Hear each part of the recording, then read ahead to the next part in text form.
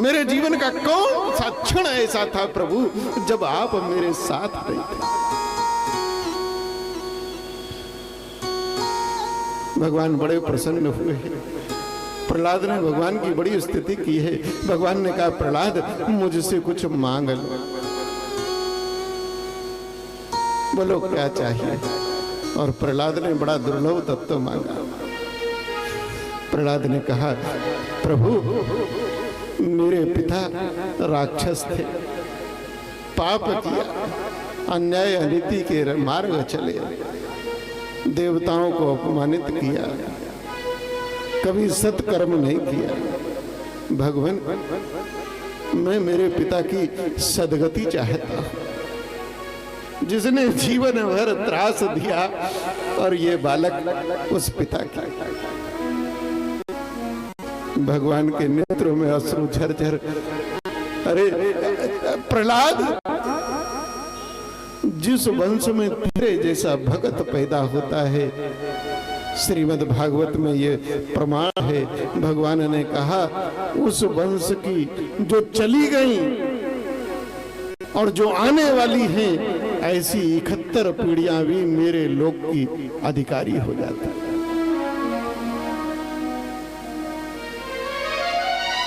और तू हिरण्यकश्यप की सदगति की बात करता है। अरे संसार में मेरे भक्त का पिता है, संसार में आज तक मैंने किसी को ऐसी गति नहीं दी है जैसी तेरे पिता को दी।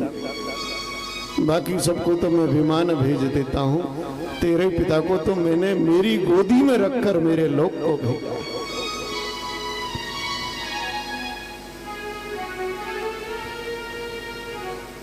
भगवान वरदान देकर और चले गए। बोलिए नरसिंह नारायण भगवान की जय हो। धीरे धीरे हम भी कथा के उत्तरार्ध की ओर जा रहे हैं। आज की कथा के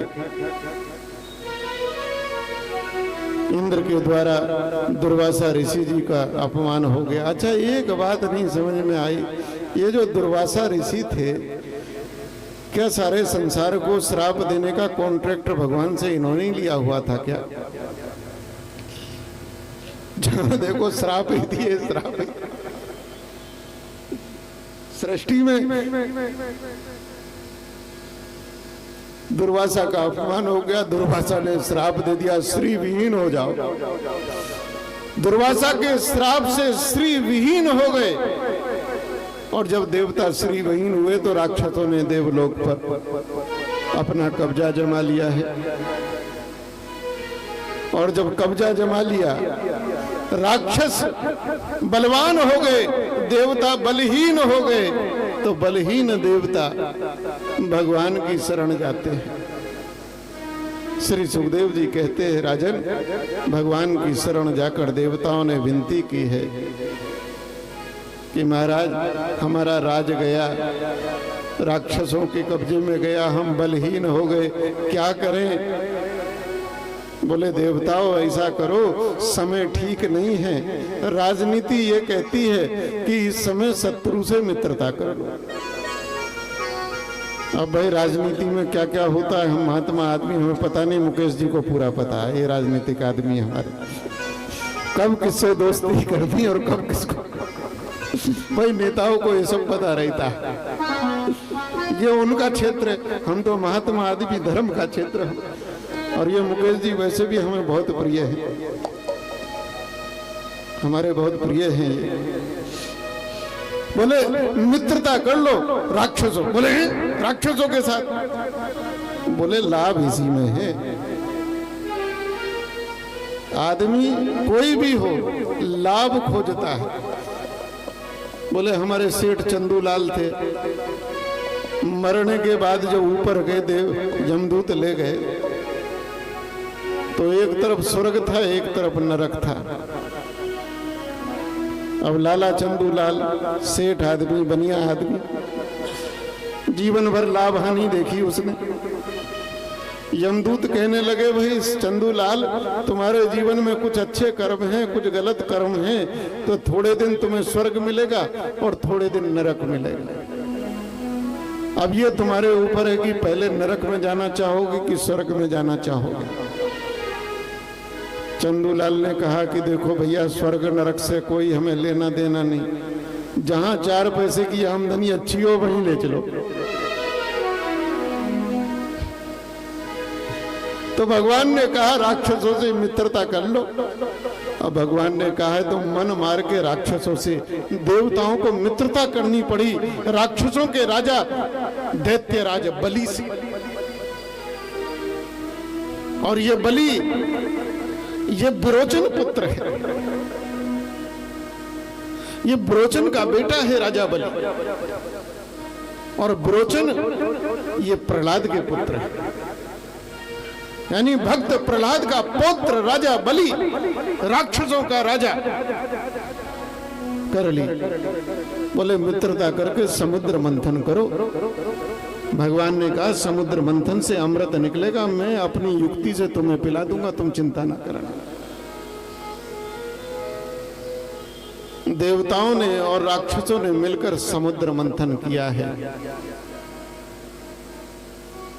समुद्र को मथने के लिए मंदरांचल पर्वत को लाया गया है, और इस अवतार में भगवान के इस समुद्र मंथन की लीला में अनेक अवतार हैं। मंदरांचल पर्वत को लाकर समुद्र में स्थापित किया गया है। अब उसको चलाने के लिए वासुकी नाग को लेकर आए हैं, और वासुकी नाग को लाकर रस्सी बनाई गई है। राक्षसों, अब इस समय तो राक्षस बलवान हैं, उन्होंने कहा, राक्षसों ने कहा हम मुख की तरफ रहेंगे, हे देवताओं तुम पूंछ की तरफ नीचे रहो। अब देवताओं को बड़ा अपमान लगा, बोले हम श्रेष्ठ हैं। भगवान ने इशारा कहा जो कह रहे हैं चुपचाप मान लो। अब भगवान की बात कौन टाले, ठाकुर जी की बात। पूंछ की तरफ लगे हैं, मथने लगे, मंदरांचल नीचे धसने लगा है, पाताल में धसने लगा। अब मंदरांचल को कौन रोके, तो भगवान का यहाँ एक अवतार हुआ है, श्री कच्छप नारायण अवतार। बोलिए कच्छप नारायण भगवान की जय। और कच्छप नारायण भगवान बनके उन्होंने अपनी पीठ पर मंदरांचल को, और यही मंदरांचल संपूर्ण ऐश्वर्य को देने वाला, साधना की समस्त सिद्धियों को देने वाला, यही भगवान का स्वरूप श्री यंत्र बना है। बड़े बड़े जो साधक लोग हैं श्री यंत्र की पूजा करते हैं, और मंथन शुरू हुआ है। और जब वासुकी नाग जो रस्सी बना है, खींचने पे जब जोर पड़ता है, उसके हजारों मुख से विष की भयंकर ज्वालाएं निकलती हैं, देव राक्षसों को जलाती हैं। अब राक्षस जब जलते हैं तब राक्षसों को लगता है अरे देवताओं को इधर कर देते ठीक रहता, और देवता कहते हैं देखो भगवान की बात हमने मानी, कितने बढ़िया रहे। देखो महापुरुषों की, बड़ों की, संतों की, भगवान की, ग्रंथ की बात मानोगे, सदा आनंद में रहोगे, सुख में रहोगे। मंथन होने लगा, और इधर जब मंथन प्रारंभ हुआ है, उस मंथन से भयंकर कोलाहल करता हुआ हलाहल विष निकला है, आने लगी है। बोले ये तो अच्छा मंथन हुआ, अब तो कोई बचेगा ही नहीं। भगवान ने कहा देवताओं ये हलाहल विष ले जाओ और शंकर जी को दे आओ। देखो समाज में बड़ा वही होता है जो जहर को भी पीना सीखे। अमृत तो सभी चखना चाहे, शंकर जी कोई हर कोई बन नहीं सकता। जो विष को पी ले वही बड़ा है। अब इस कथा को भी हम ज्यादा नहीं लेते, आगे चलेंगे। तो यहाँ पर फिर 14 रत्न निकले हैं। इसमें कोत्सुमणि निकली है, उच्च सर्वा घोड़ा निकला है जो राक्षसों ने ले लिया, कोत्सुमणि। अच्छा भगवान ने बड़ी चालाकी की है, बढ़िया बढ़िया चीज अपने पास रख ली। कोत्सव मणि लिख ली, रख ली। इसी समुद्र मंथन से श्री लक्ष्मी जी निकली जो संसार को चाहिए, और भगवान ने संसार को ना देखे, खुद ही रख ली। देखो भाई, लक्ष्मी जी नारायण की हैं। अगर नारायण के बिना लक्ष्मी की आराधना करोगे तो बड़ा गड़बड़ रहेगा। नारायण को पकड़े रहोगे तो लक्ष्मी जी कहीं भी जाएं घूम के आ जाएंगे। अब मान लो किसी की घरवाली है और किसी किट्टी विट्टी की पार्टी में चली जाए, इधर उधर चली जाए, उधर पतिदेव के घर में आने का समय हो जाए तो पार्टी में हंगामा कर देगी, बोलेगी वो मुझे जाना भी, वो आने वाले होंगे, भागे होंगे, उन्हें आके खाना देना, ये करना है, वो करना है। वो कोई ना कोई बहाना बना के जल्दी से आ जाएगी। और पति के घर में आने का खतरा ही ना हो तो आराम से पार्टी में घूमेगी, क्यों आए। तो घर में अगर नारायण है तो लक्ष्मी कहीं भी चली जाए उसे नारायण की सेवा में आना पड़ेगा। और नारायण के अलावा लक्ष्मी को पकड़ोगे तो लक्ष्मी जाएगी तो फिर पता नहीं कब आए। पांचजन्य शंख निकला है, ऐरावत हाथी निकला है, और पारिजात वृक्ष स्वर्ग चला गया है, केले का वृक्ष निकला है, और इसी में अनेक प्रकार के वो निकलते निकलते और भगवान धन्वंतरी प्रकट होते हैं। इसी समुद्र मंथन से शराब भी निकली है, चंद्रमा निकला है। चंद्रमा भी समुद्र मंथन से 14 रत्नों में है। चंद्रमा से अमृत झलकता है। गगन में जाकर स्थित हो गया भगवान शंकर के भाल पर, और शराब राक्षसों ने ले ली। मदिरा ये राक्षसों की है। अब आपका तो हम नहीं कहेंगे, आप किस श्रेणी में आते हैं। बोलो श्री राम, जय राम, जय जय राम। और अंत में भगवान धन्वंतरी, यानी भगवान का धन्वंतरी के रूप में अवतार होता है। और धन्वंतरी भगवान हाथ में लेकर अमृत का कलश लेकर, और जैसे ही अमृत का कलश प्रकट होता है भयंकर युद्ध देवता और राक्षसों में छिड़ जाता है। तो भगवान का एक और अवतार होता है, वह मोहिनी अवतार है जो सबको मोह ले। मोहिनी अवतार प्रकट होते ही राक्षस लड़ना भूल गए,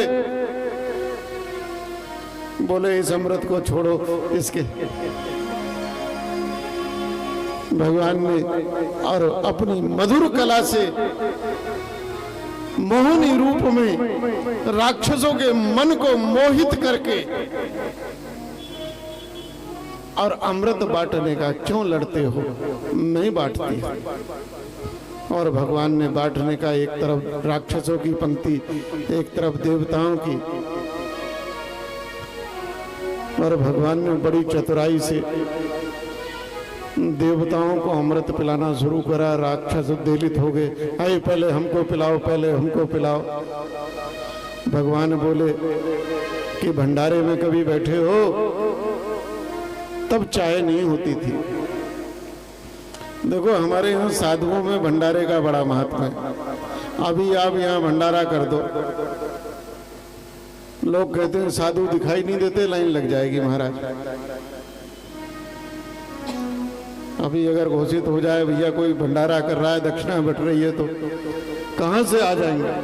और भंडारे में हमारे साधु कहते हैं देखो भाई, अगर चाय का भंडारा हो तो पंक्ति में सबसे पहले बैठो, गरम गरम मिलेगी, बाद में जाते जाते ठंडी हो जाएगी।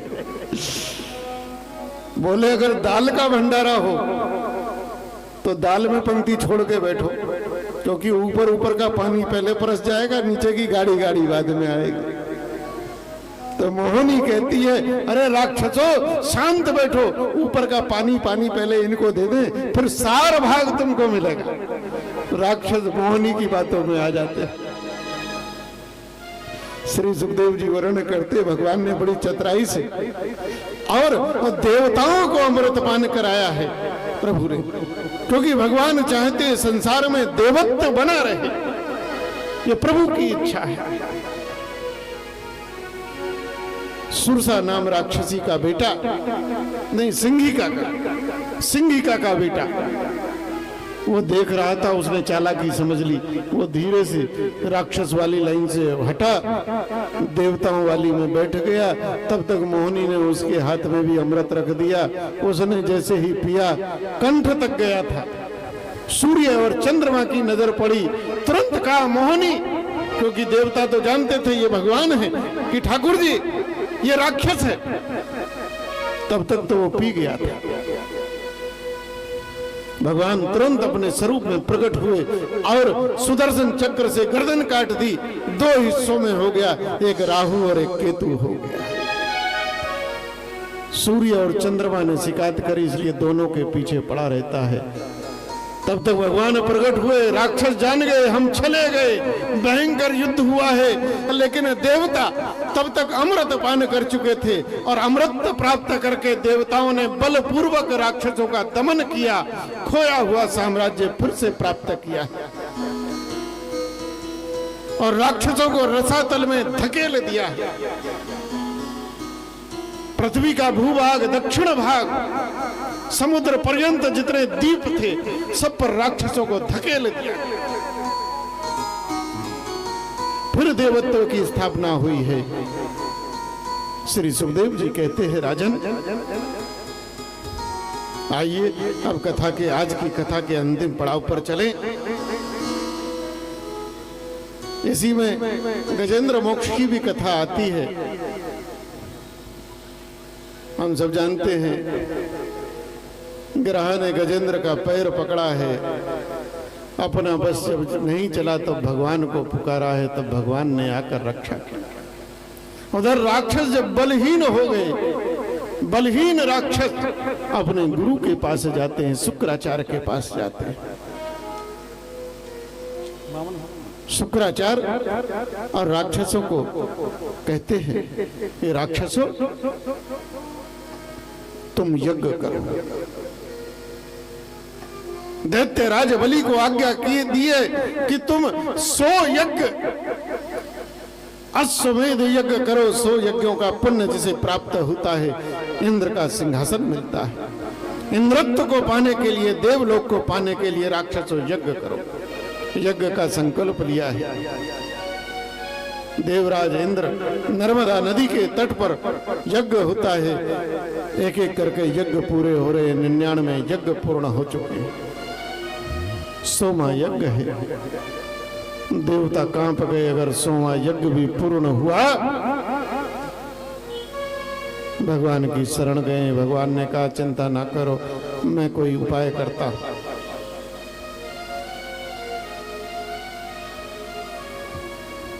100वें यज्ञ की तैयारी हुई है।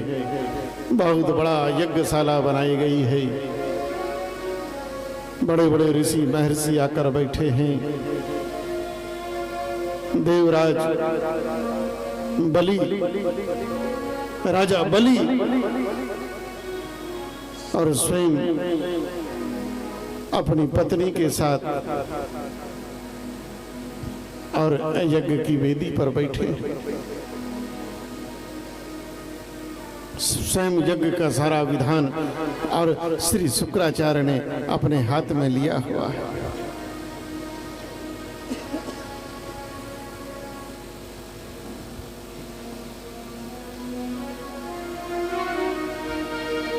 और यज्ञ हो रहा है।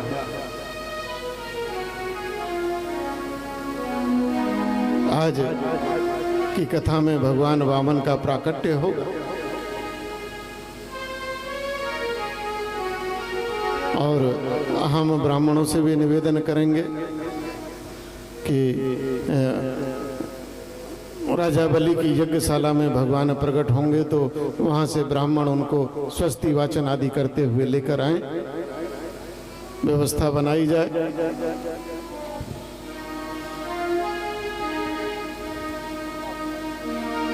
भगवान की यही मंगलमय पावन कथा आज प्रभु भगवान श्री कृष्ण के जन्मोत्सव तक चलेगी। भगवान की जय। ये अवतार भी आपके हरदोई से जुड़ा हुआ है। बावन से जुड़ा हुआ है। ये तो बड़ी हरदोई तो वास्तव में यहाँ हरिदोई, यहाँ भगवान के दो स्वरूप, नरसिंह नारायण और वामन अवतार, यहाँ दो रूपों में भगवान ने अवतार लिया है, इसलिए हरिदोई कहते हैं, दो हरि। बड़ा मंगलमय प्रसंग है। आप वामन भगवान की तैयारी रखिएगा, जब हम कहें तब लेकर आइएगा। 52 अंगुल के हैं, बड़ा सौंदर्य भगवान का है, और देवताओं ने आकर पुष्प वृष्टि की है और भगवान का मंगलगान किया है, और भगवान के जितने संस्कार थे वो सब किए हैं। जात कर्म संस्कार आदि सब हुआ है, नामांकरण भी हुआ है, और भगवान का यज्ञोपवीत संस्कार होता है। एक एक देवता ने आकर, स्वयं भूदेवी ने आकर भगवान को आसन प्रदान किया है। ददो कृष्ण जन्म भूमिर्दंडम सोनो वनस्पति कोपीनाच्छादनम माता ध्रुवक्षत्रम जगतः पते कमंडलम वेदगर्भ कुशान सप्तऋषयो ददु अक्षमालां महाराज सरस्वती प्ययात्मनः। स्वयं भगवान सूर्य ने गायत्री दी है, किसी ने कोपी ने दिया है, किसी ने वेदों ने आकर स्वयं कमंडल दिया है।